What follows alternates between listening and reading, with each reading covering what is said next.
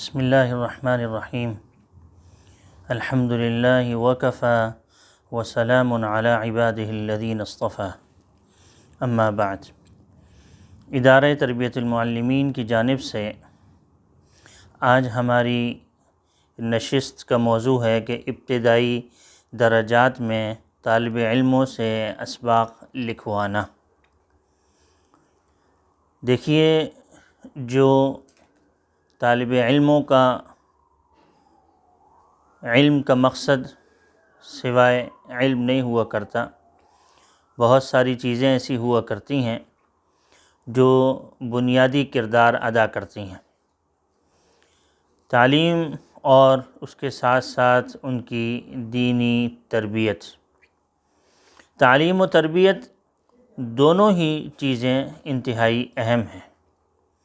تعلیم و تربیت کے اعتبار سے جو بھی چیز اس چیز کی یعنی جو بھی چیز اس کے دائرے میں آتی ہوگی، اس کو بجا لانا، اس کو صحیح کرنا، اس کی صحت کے اوپر توجہ کرنا اور اس کو صحیح انداز سے صحیح انداز سے اس کو پروان چڑھانا، یہ ایک استاد کا، ایک دینی ادارے کا ایک بنیادی فریضہ ہے۔ ہمارے ہاں جو عالم کورس ہے، جس کی ابتدا درجہ اولیٰ سے شروع ہوتی ہے اور اس کی انتہا دورہ حدیث شریف تک ہوتی ہے، اس کے اندر جو نصاب پڑھایا جاتا ہے، اگر حقیقتاً دیکھا جائے تو یہ سارا نصاب جو 8 سالہ نصاب ہے، اس میں تقریباً 5 سال یا تقریباً کہہ لیجیے کہ 4 سال تو ساری باتیں بنیادی ہوتی ہیں، اور اس کے اندر اگلے 3 سال یا 4 سال کے لیے جو علوم اور فنون پڑھائے جاتے ہیں، ان کے لیے یہ تمام چیزیں موقوف علیہ کا درجہ رکھتی ہیں، اور یہ ایک بنیادی چیزیں ہوا کرتی ہیں، اساسی باتیں ہوا کرتی ہیں، اور پھر یہ تمام علوم و فنون آخر کے 3 یا 4 درجوں میں کام آتے ہیں۔ اس سے پہلے درجہ اولیٰ سے پہلے درجہ اعدادیہ ہوا کرتی ہیں، یا تو یہ ہے کہ حفاظ عربک آج کل ایک نصاب تعلیم ہے، حفاظ انگلش ہے، اور پھر اس کے بعد اس میں دنیاوی تعلیم، عصری تعلیم پڑھائی جاتی ہے، درجہ اولیٰ تک اس میں تعلیم پڑھائی جاتی ہے، جس کا دورانیہ آج کل مختلف درجات کے اعتبار سے 3 یا 4 یا 5 سالوں پر محیط ہے۔ یہ تمام چیزیں جو ہوا کرتی ہیں، یہ درجہ اولیٰ سے لے کر دورہ حدیث شریف تک کے لیے موقوف علیہ کا درجہ رکھتی ہیں۔ دیکھیے، یہ بنیادی طور سے اگر ہم اس کا جائزہ لیں تو یہ تمام زندگی کے لیے بنیادی کردار ادا کرتے ہیں۔ اس کی محنت کا، اس کے نصاب تعلیم کا، اس کے انداز تعلیم کا اور اس کے طریقہ تعلیم کا، ہر چیز کا اندازہ اگر لگایا جائے تو یہ تمام زندگی میں یہ تمام چیزیں کام آتی ہیں۔ درجہ اعدادیہ میں طالب علم کے لیے جو باتیں تجویز کی گئی ہیں، جو نصاب تعلیم تجویز کیا جاتا ہے، وہ ایسا ایک بنیادی نصاب تعلیم ہوا کرتا ہے کہ جس میں پوری زندگی کے اندر خصوصی اہمیت کے ساتھ جو باتیں سامنے آتی ہیں، جو عام زندگی میں سامنے آتی ہیں، وہ چیزیں اس کے اندر رکھی جاتی ہیں، اور وہ خاص طور سے وہ تمام باتیں، وہ تمام علوم و فنون اور تمام وہ بنیادی باتیں، علمی باتیں کہ جو کہ درجہ اولیٰ کے بعد سے لے کر اخیر تک اور ساری زندگی کام آنے والی باتیں ہیں۔ اس میں جو باتیں ہیں اور اس میں جو چیزیں رکھی گئی ہیں، اس میں ایک سب سے اہم ترین چیز ہے تحریر۔ تحریر انسان کی طبیعت کی عکاسی کرتی ہے۔ تحریر انسان کے ذوق، اس کے مزاج کی عکاسی کرتی ہے۔ جتنی نفاست طالب علم کے تحریر میں پائی جائے گی، گویا کہ اس کی اتنی ہی نفاست اس کی طبیعت کے اندر پائی جاتی ہے۔ دنیا کے ایک عظیم خطاط حضرت اقدس سید نفیس شاہ صاحب رحمہ اللہ تعالی بہت بڑے درجے کے عظیم اپنے وقت کے بہت بڑے خطاط تھے، خوش نفیس تھے۔ دنیا میں مقابلوں میں جو خطاطی کے جو مقابلے ہوا کرتے تھے بطور منصف اور بطور جج ان کو متعین کیا جاتا تھا۔ اپنی اس تحریر کے اعتبار سے وہ دنیا میں ایک عظیم کارہائے نمایاں انجام دے گئے۔ اپنے ذات کے اعتبار سے بھی بہت نفیس تھے، اپنی طبیعت کے اعتبار سے بھی بہت نفیس تھے۔ ان کے بزرگوں نے ہی ان کا نام نفیس تجویز کر دیا تھا۔ کیوں؟ اس وجہ سے کہ وہ ایک بہت بڑے خطاط ہونے کی حیثیت سے ان کے مزاج کے اندر بہت بڑی نفاست، بہت عظیم طریقے کی ایک نفاست پائی جاتی تھی۔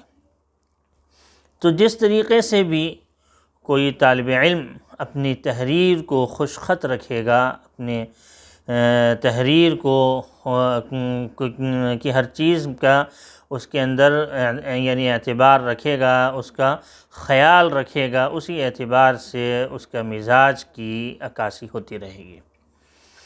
تو لہٰذا اس سلسلے میں سب سے پہلے استاد کو چاہیے کہ جتنا بھی درجات ابتدائیہ ہیں اس میں طالب علم کو صحیح طور سے تحریری انداز سے، تحریر بھی، خوش خطی بھی اور املا بھی تمام اچھے انداز سے کروائے جائیں اور اس کی خوب سے خوب مشق کروائی جائے۔ ان تمام جو درجات ہوا کرتے ہیں، ان تمام درجات میں طالب علم کو باصلاحیت بنانے کی بھرپور کوشش کی جاتی ہے، اور یہ وہ بھرپور کوشش ہوا کرتی ہے جو کہ آئندہ ممکن نہیں ہو سکتی۔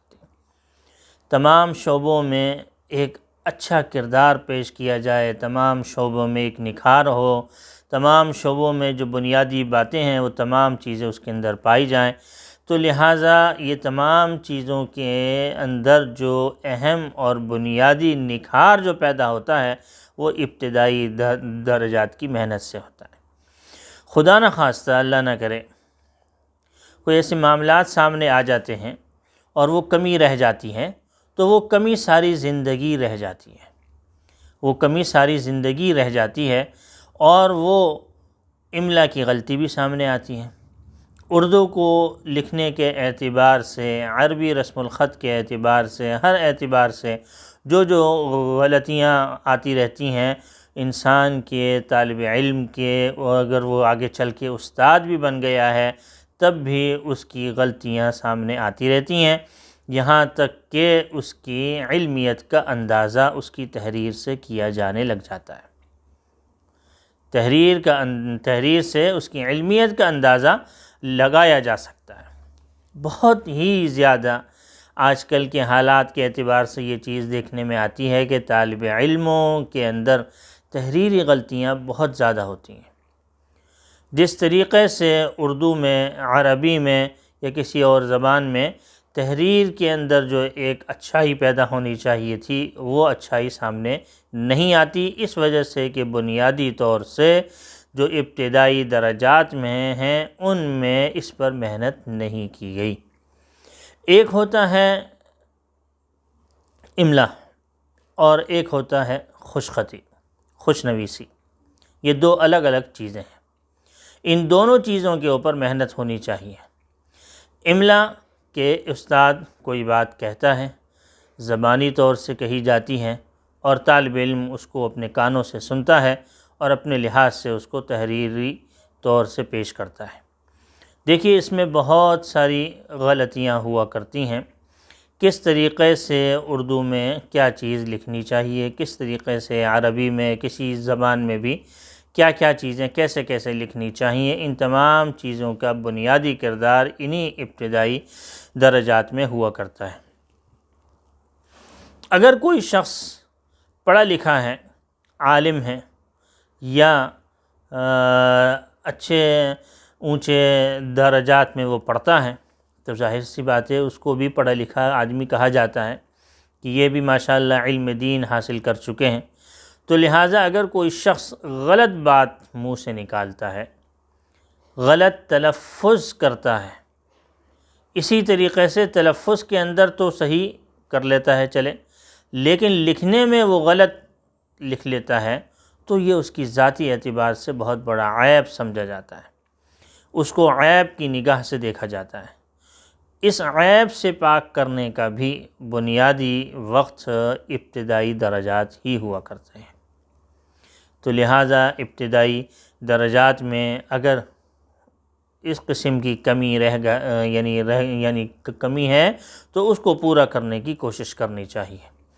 بعض اوقات املا کی غلطی ہوتی ہے، بعض اوقات خوش خطی کی غلطی ہوتی ہے، تو املا کی غلطی ہو یا خوش خطی کی غلطی ہو، دونوں غلطیاں بہرحال غلطی شمار کی جاتی ہیں۔ تو لہٰذا تحریری طور سے املا کی غلطی ہو یا پھر یہ ہے کہ خوش خطی کی غلطی ہو، کسی بھی غلطی کو سے محفوظ رکھنا بنیادی کردار ہے۔ اس بنیادی کردار کو ادا کرنا چاہیے اور اس ابتدائی درجات میں اس کی کسی طریقے سے بھی مشق کرنی چاہیے اور مشق کے ذریعے اس کمی کو دور کرنا چاہیے۔ وآخر دعوانا ان الحمد للہ رب العالمین۔